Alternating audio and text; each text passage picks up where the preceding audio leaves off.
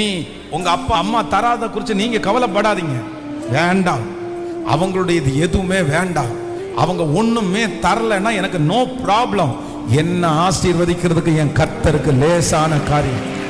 என் கைய கர்த்தர் ஆசீர்வதிப்பார், என்ன கர்த்தர் ஆசீர்வதிப்பார், என்ன ஆண்டவர் உயர்த்துவார், என்ன ஆண்டவர் உயர்த்துவார்.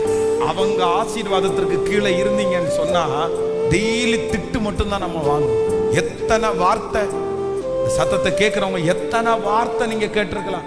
உங்க அம்மா என்னை இப்படி திட்டுறாங்க, அப்பா இப்படி திட்டுறாங்க, மாமியார் இப்படி திட்டுறாங்க, மாமனார் என்னை இப்படி திட்டுறாரு.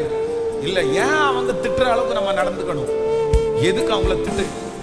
சிஸ்டர்ஸுக்கு சொல்றேன், உங்க அப்பாவுடைய சொத்தை வச்சு நீங்க ஃபேமிலியை ரன் பண்றது அழகல்ல. அது அழகில்ல. எது அழகு தெரியுமா? உங்க கணவனார கர்த்தர் ஆசீர்வதிச்சு அதுல நீங்க சாப்பிட